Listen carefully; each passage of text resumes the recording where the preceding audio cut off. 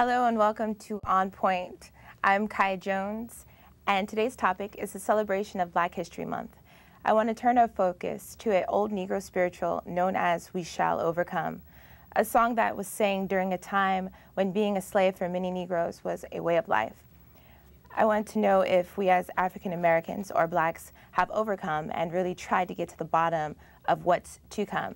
Here to help me, I have Dr. Boris Ricks of Political Science here at Cal State University, musician Mark Broyard, and Black filmmaker Ramsey. Thanks for joining me. Glad to be here. Thank you. Thank you. Okay.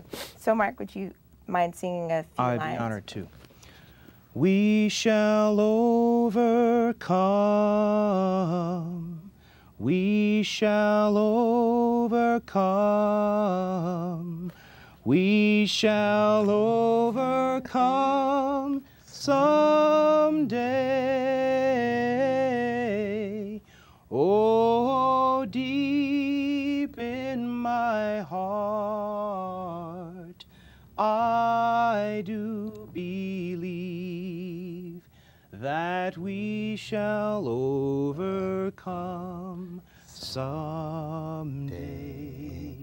Good job. Wonderful. Thank you. Okay, so I'll open it up. So Doctor, the spiritual, obviously, do you think we have overcome, and when I say this, I mean towards adversity, racism, or do you think it's just a song that's open-ended with no real hope of resolution? Well, first of all, to address the issue of what have we overcome, I mean, the term overcome is a broad term, but I think we can begin by saying that from the earliest notions of Africans brought to the Americas with the 1619 landing, you can conceivably see that there have been some progress from the evolution of slave, second-class citizen, to achieving civil rights and voting rights. So there has been some progress. Yes. And in some respects, you probably can associate that term progress with overcoming certain barriers. However, there are still other barriers. So I think that indeed there's been some progress toward holding the Declaration of Independence and the Constitution true to some of her principles. Yes. In theory. However, the practice is a portion that we definitely are working to continue to fully achieve and be able to say that term overcome and feel good about it. Yeah, I think a step in the right direction is Barack Obama's election to the American presidency. Mm-hmm. So that's the first good step.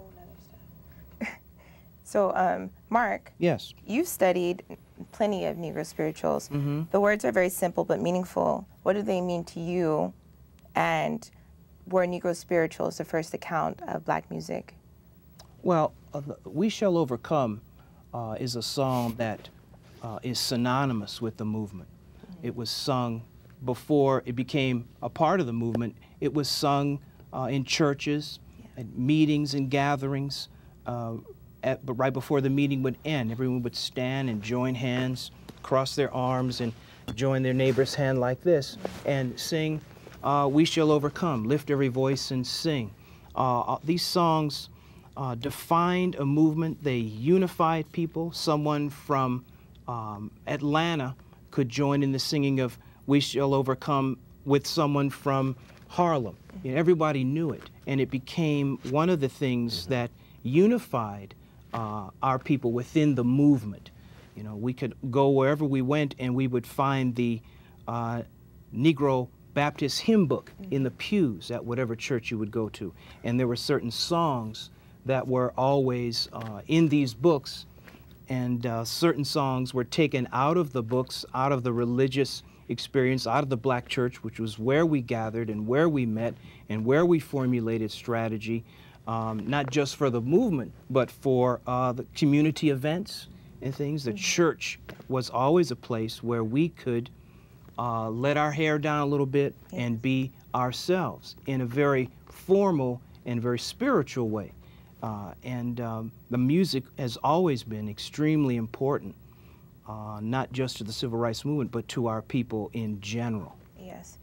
So as far as it being a first account, I know obviously back in the day, in the slave times when they were making chants, being in the conditions that they were in, was that like, were those like the first account of music as far as, you know, being in church? That's what we can go back to. That's what we can trace it back to. Well, it goes way back beyond formal church settings. When we first, even before we were abducted from Africa and brought to the Americas, music is an extremely important part of African culture and the culture of groups all around the world. And so when our people were brought to these shores against our will, we came with our cultures completely intact. And we may have been from different areas of Africa, from one end to the next. And African people were also implicit in the abduction of our own people. Those are established facts. But wherever we went, we had culture. It was there was an attempt to beat it out of us, but culture is something very, very deep, very, very inbred, if you will. And so we came here with our culture. We blended it with the cultures of people from other groups because that was a strategy to divide and conquer. They would put folks from different regions with folks from other regions so they couldn't communicate with each other verbally. But music was one of the ways that we could communicate. And so the spirituals, the body of music that became known as the Negro spirituals, were born out of this environment. I mean, I have a wonderful poem here by James Weldon Johnson, "O Black and Unknown Bards," which, asks the question, who were these singers? Who were these people who first lifted their voices out of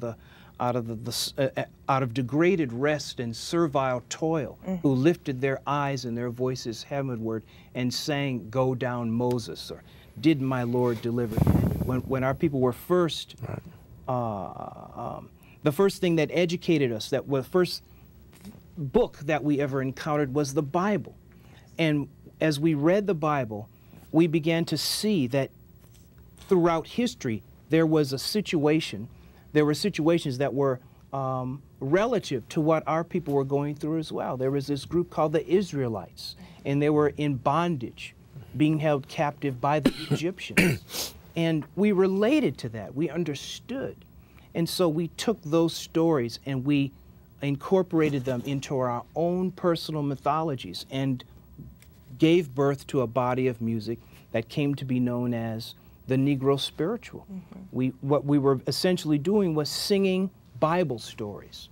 Did my Lord deliver Daniel, deliver Daniel, deliver Daniel? Then why not deliver poor me? If he delivered Daniel, then he'll deliver me. He'll part the waters. Yes. Wade in the water, wade in the water, children. And our music became a vehicle, a code, if you will, for our people to communicate with each other. A song like "Steal Away," somebody would there was this whole network, as we all know, called the Underground Railroad, led by people like Harriet Tubman, and music was the way that we communicated to each other. We didn't have newspaper, we didn't have telegraph, we didn't have paper and pen. For the most part, people were illiterate, but we knew our music.